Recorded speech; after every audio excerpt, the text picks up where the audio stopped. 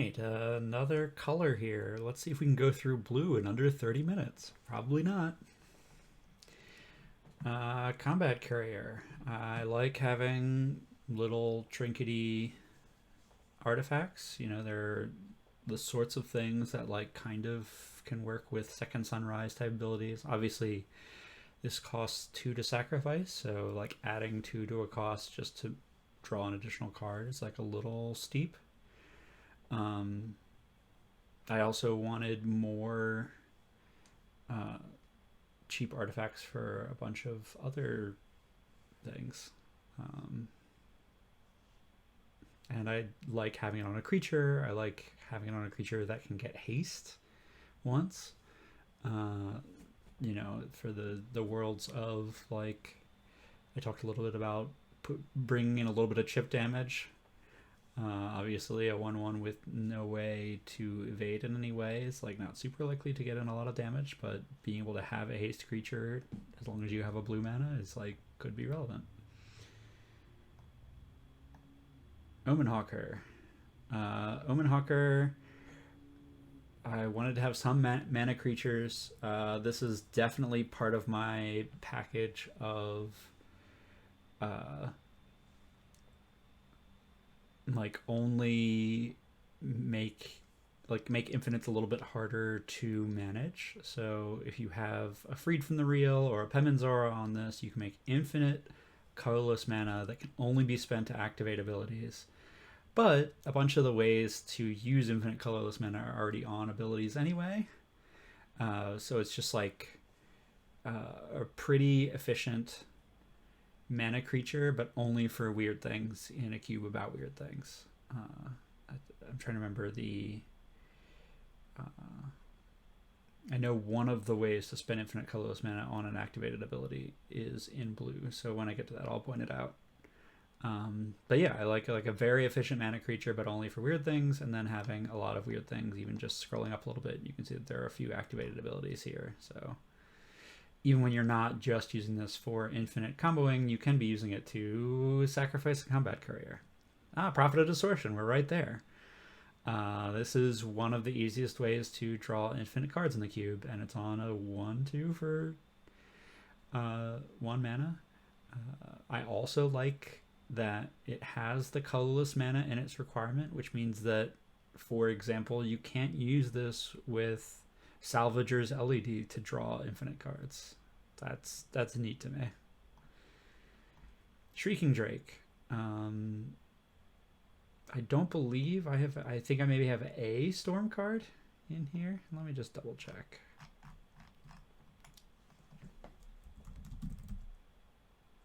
Right. Dragonstorm is one of them, and then Ignite Memories is like the other real one. I knew I had one besides Dragonstorm. Yeah, so not only can this help bounce creatures to replay them for things, but also just blue, add 1 to Storm count, or blue, cast a creature spell, etc.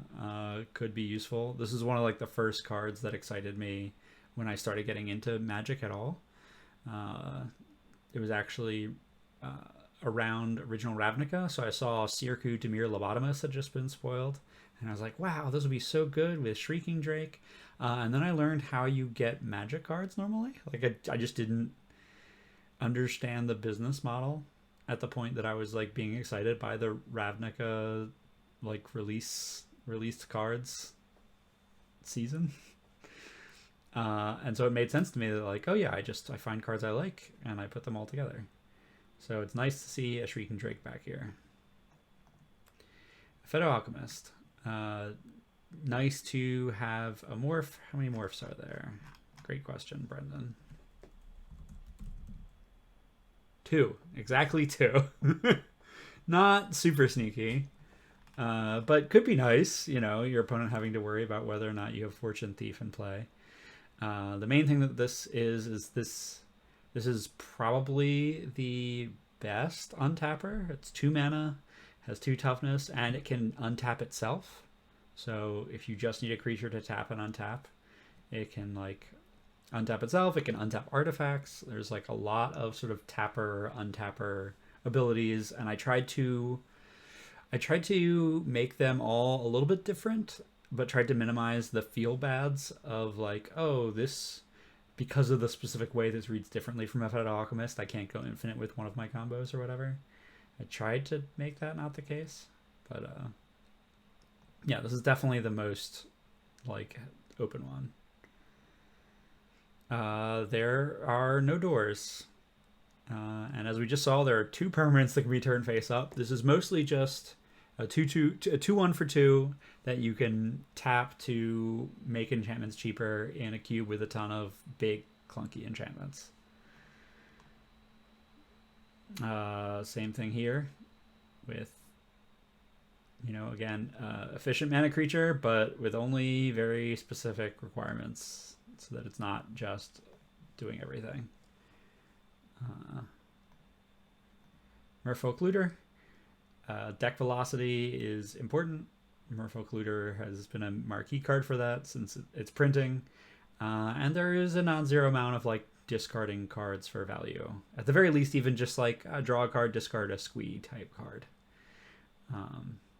But even if there was nothing like that in the cube, this card would probably still be worth taking. Vedalken Mastermind. Returning a permanent you control to its owner's hand.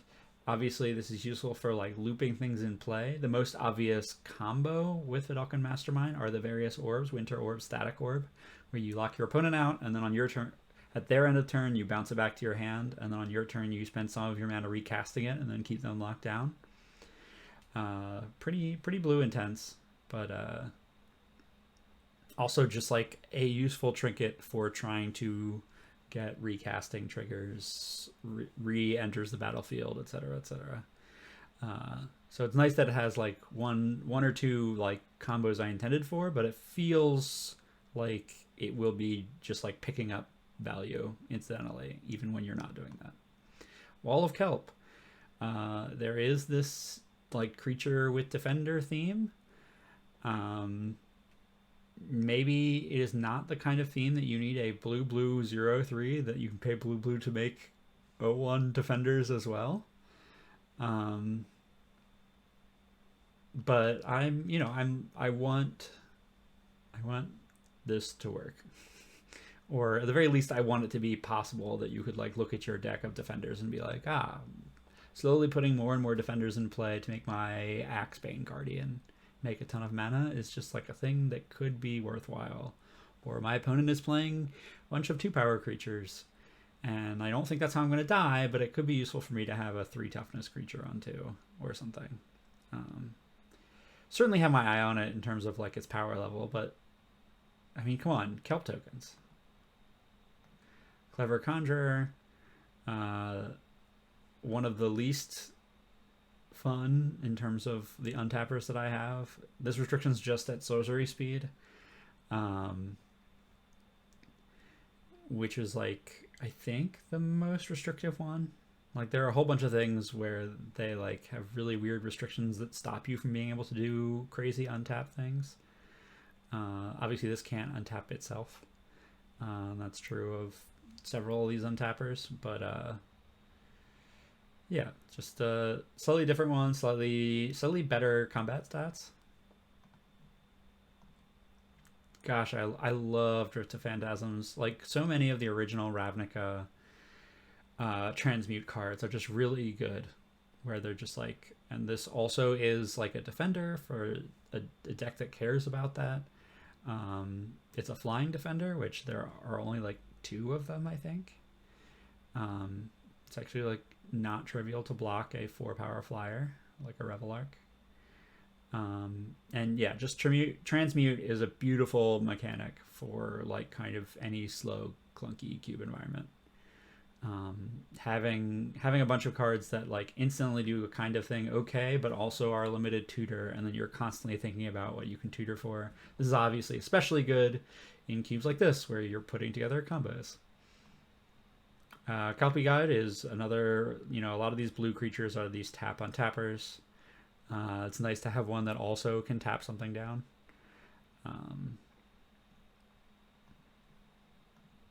Vizier. Again, what's blue's theme on a lot of its creatures? Yeah, you've got a lot of untappers. Something that most of these also can do is untap lands. So all of these are also mana creatures. So blue also has like some amount of mana acceleration because of that, which I think is like pretty interesting, especially with things like Creeping Peeper and Curious Homunculus, that blue has some of the best mana acceleration outside of red green. That's weird, and I like it. Fate Stitcher, another great one. Yeah, just a huge fan of Fate Stitcher in cubes where it makes sense on the power level. Obviously, a like not infrequent combo card because of its like very cheap unearth ability. Naru Meha. Yeah, this buffs wizards. How many wizards are there in here? I think a lot. Is this just gonna...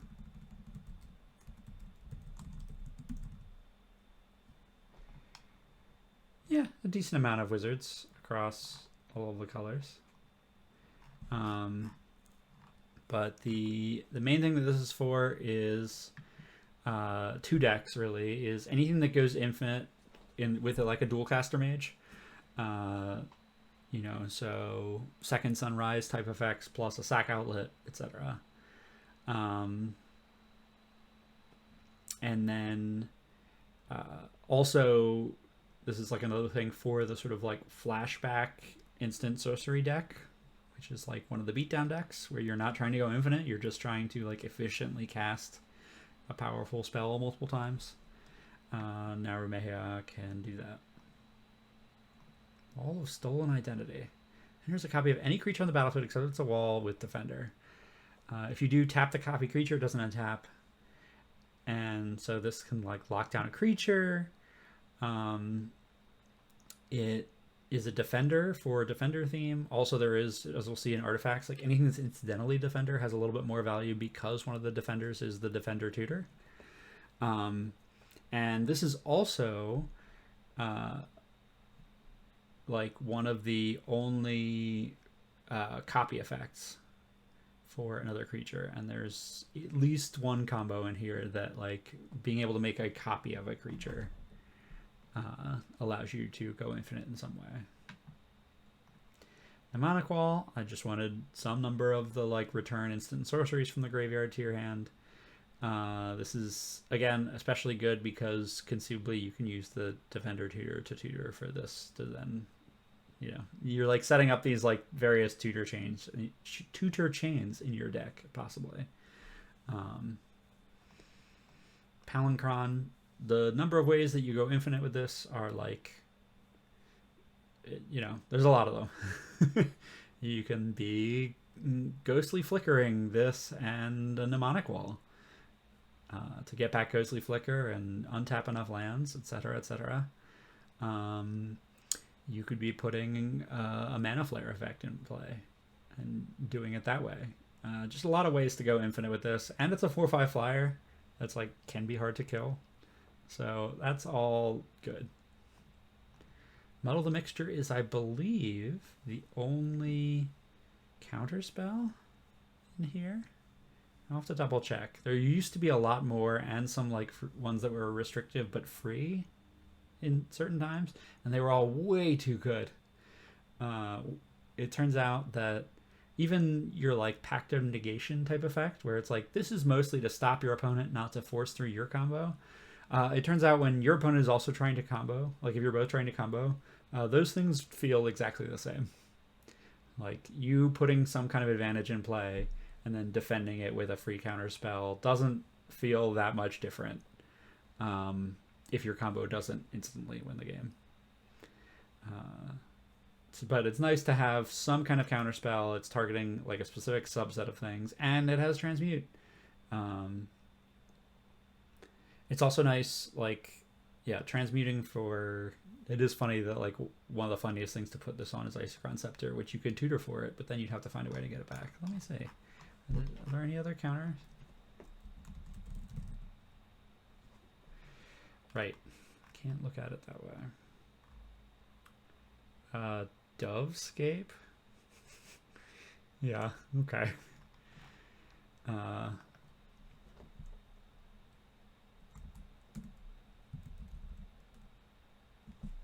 so basically, it's the only like real counter spell, and that's fine. I want interaction to not be a lot of stack interaction. It's possible at some point in the future I will come up with like another cool incidental counter spell. Um, I could imagine, I can't remember the name of it, the trap counter spell that exiles spells and you can cast it for free if someone's cast 3 spells this turn. I could imagine Mindbreak Trap coming in conceivably. But right now, I like it where there's almost no counterspell, like direct stack interaction. Ghostly Flicker has so many infinites. It's also just like really neat, really versatile, but so many infinites. Another tutor. Yeah, there are a bunch of little trinkety artifacts. There are a bunch of bigger artifacts. There are also artifacts, like there are a decent number of colored artifacts in here. So like being able to find one of those, as long as you have blue, blue, blue. Finding like a different color artifact is also nice. Otherwise, it's just like a very obvious. I love restricted tutors in this cube. Dig Through Time. Dig Through Time is really good. It's so good. Yeah, like it is close to Demonic Tutor a lot, it feels like. Though obviously you can't cast it on turn 2 like Demonic Tutor. But yeah, it's really good. Ponder and Preordain. I knew they were going to be in here. This is just, again, part of the general idea of making the like components to make your deck function, allowing those to be sort of arbitrarily powerful, and then allowing the payoffs being kind of weird and clunky. So I knew that Preordain and Ponder would be in here. Slip Through Space. A cantrip, like a useful cantrip, useful for the like sort of spellslinger type deck, and also useful for the idea of like I'm trying to chip in a little bit of damage and then eventually finish you off, even if I don't necessarily have an infinite combo. Probably good enough to play just as a cantrip, like do nothing, sorcery speed, draw a card, as long as you have a creature to target. And being able to like incidentally kill through an infinite number of blockers or a lot of walls or something is just like a bonus. Tinker. I don't know off the top of my head what is the best Tinker target. There used to be Magister Sphinx in here, and what happened is the first draft I did with Magister Sphinx, everyone was like, yeah, you just play Magister Sphinx as a essentially 10 power creature because it comes down and sets your opponent to 10 and then kills you after 2 attacks. And like, that's too good. That did not feel enough like what this cube is trying to do. So like you can tinker for send triplets, but otherwise a lot of times you're probably tinkering for a piece of an AB combo. So that's also fun, I think. That like tinker is like so unbelievably powerful. And most of the time you are in this cube, you are not using it to get, a Citadel of Bolas. Let me see what. Let's look at the artifact type. I'm just curious what the most expensive tinker target is. Bootlegger's Stash is one of them. Tinker for Clockwork Dragon, Tinker for Stuffy Doll,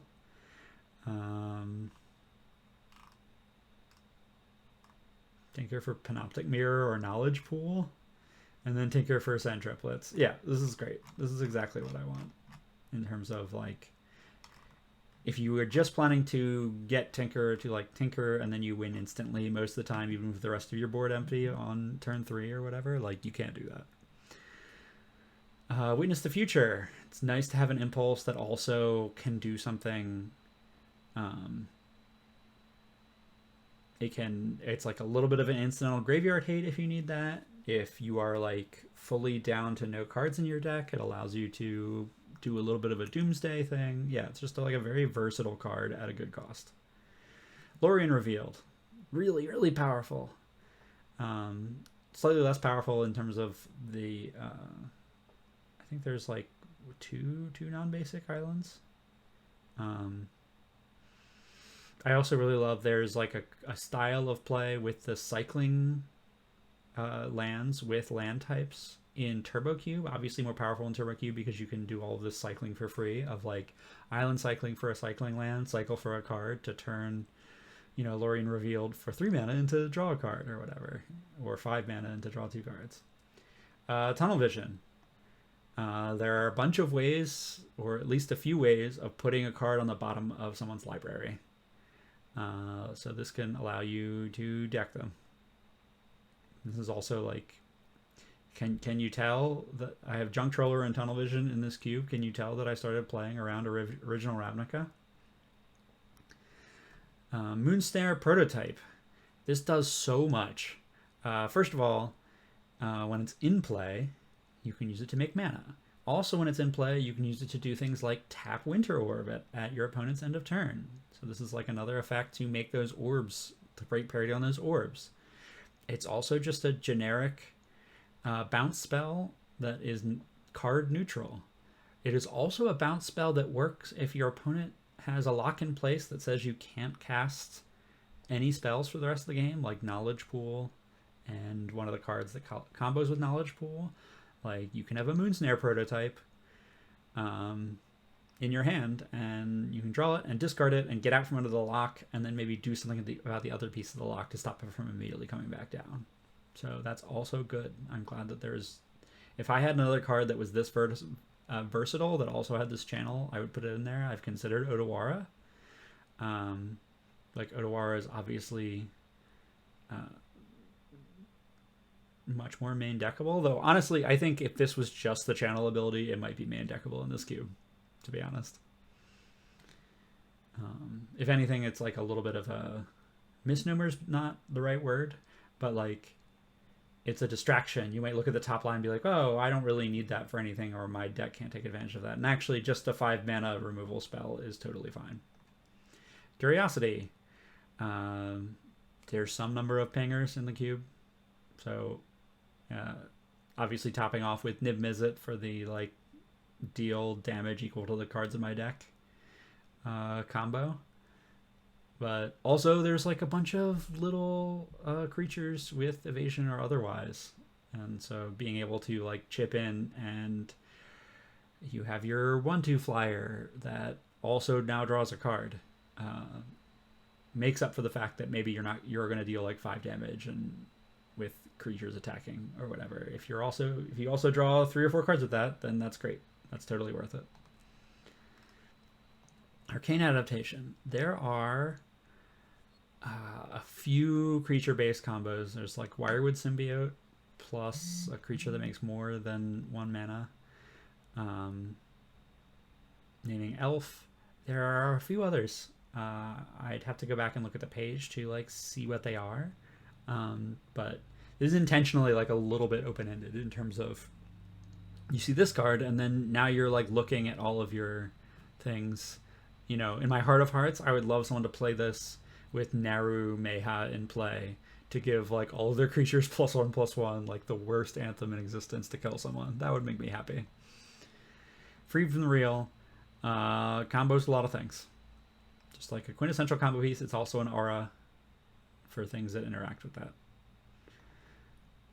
Intruder Alarm. Also a quintessential combo piece. I have absolutely played Intruder Alarm in one of my decks where it was a combo for my deck, but I have played it to stop my opponent's creatures from untapping because they didn't have any cards in hand, and they had some, they had like a Merfolk Looter and another powerful untap creature in play, and I was like, all right, I'm going to lock them down. And if they don't have a creature in the top like 2 or 3 cards of their deck, this will save me several turns before they might actually like find their combo or go off. Penmanzora is just another Freed from the Real that is like a little bit more difficult, but has more abilities on it. Conceivably, you could also use like Penmanzora, like grab it with a Totem Guide Heartbeast and just try to kill someone by like attacking for 6 in the air over and over again.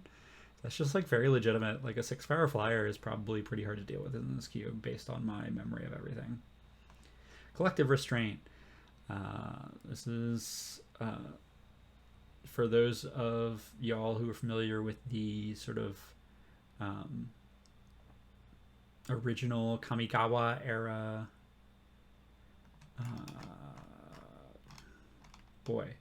Enduring Ideal deck. This is taking the place of the Mation the Mind Cage of like a way to stop you being attacked. This has a cap on it in terms of like, you know, the creatures. If you can, for example, make infinite mana, then you can just attack through this like it's not even there. This also plays well with the, like, people are probably going to be playing all of their Surveil lands, which are land types, even if they're only one color. So this incidentally could have X equals 3 or 4, even if you're only a 2-color deck. I have, I think, all of the blue and white shrines in here. So that is why this is here.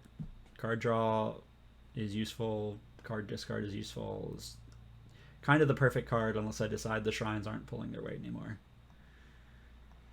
Zur's Weirding. If you have a way to gain life, then this is like one of the silliest ways to lock your opponent out. If your opponent has a lot of ways to draw cards, then this, like, you know, pressures your life total more, which I think is good. This is another one of those cards that, like, a 4-mana card that, like, moderately impinges on your opponent's draw is generally not worth it. Also, they can do it back to you. So, like, if your draw is slightly worse, then you could get locked out. But, like, the idea being you put this into play when you have a life advantage. So, like, on net, things will go better for you. Or you're playing it where your combo pieces work just as well if they go to the discard pile or they do something when they are discarded or whatever. So, yeah, there's just like a lot that works there. Hanan of Seeing Winds, mostly nothing to say there. Forced Fruition. Obviously, I talked a lot about this in my first video. What a fun card. I don't know. I really like it. I really like the idea of, like, here you go, man. You get your whole deck to try to stop this card from killing you. Does it work? Hive Mind. I have a bunch of the pacts in play. Now there's a deck that I played in Extended, I guess. It was probably Extended at the time. Truly hilarious, like, thinking back that I was, like, playing a Hive Mind Pact of the Titan combo deck, and I was, like, trying to deal with, you know, a deck that had a Thopter Sword and Dark Depths, and because of that they were running a lot of non-basic, so I was also trying to sometimes, like, ritual out Blood Moon effects. The absolute audacity that, like, well, my deck's going to ritual out a Blood Moon effect and, like, try to lock you out of your mana, or it's going to ritual out a Hive Mind and try to kill you by forcing you to cast a Pact of the Titan, when all of my Blood Moon effects give my opponent red lands, is truly, truly unhinged as a deck choice, beyond just, like, being so much weaker than that deck. Anyway, what a lovely card. I think the thing, one of the things that makes me sad about this is, in terms of, as we get to Karavek Spite, is that Karavek Spite not working with this is, like, makes me sad. Curse of Unbinding. I've seen this just kill someone. Like, they got cursed, they had, like, 2 or 3 creatures in their entire deck, and they absolutely didn't have a way to deal with it. And that's, like, for a 7-mana enchantment that, like, mostly does nothing, I think that's fine.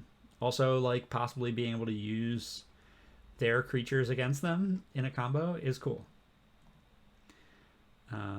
This is, again, like, sort of where I want my bar to be in terms of, like, being able to interact with a permanent in play.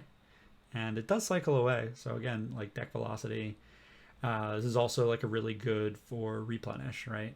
That you can, like, replenish, or I believe the way this works with Open the Vaults is that this comes into play and then you choose to attach it. So you could attach it to a permanent in play that your opponent returned with Open the Vaults. I should probably look that up before the next time I run this cube, because that might not be the case. I have to think about that. But I believe that's how that works. Swarm Intelligence. This is like one of the top ends, possible top ends for the like cast instants and sorceries multiple times deck. Um, it's very clean, which it gets to be by being very expensive. I don't know if anyone has cast this yet, so like it might be too clunky. But part of the joy of this is like, especially once I get down to red, because since red blue, this like red blue spell slinger deck is like, does it have enough support, or does it have too many cards like Swarm Intelligence without enough cards worth copying off of Swarm Intelligence or bringing back to flashback, etc. I don't know. This also can be used to like kickstart some of the weird like copy combo things, but it's like probably not worth it in those cases. Yeah, let's take a quick sample pack. Merfolk Looter is very interesting to me. Audacious Swap can't hit enchantments, but can hit any other permanent at instant speed. And it can do it twice. Like that's like instant speed interaction with anything except for an enchantment is really good. Is really good. You can even do it to lands? Huh. Sure. Yeah, you could conceivably use this as like the world's weirdest plow under if you get lucky. Probably don't want to do that, but you know, for a lot of people, like putting, you know, a mere scrappling into play or something instead of one of their lands is like probably upside for you. Um, Obviously, I love Kiki Jiki. I think Clockwork Dragon is probably pretty good, both as like Tinker target, artifact for artifact synergies, dragon for dragon storm.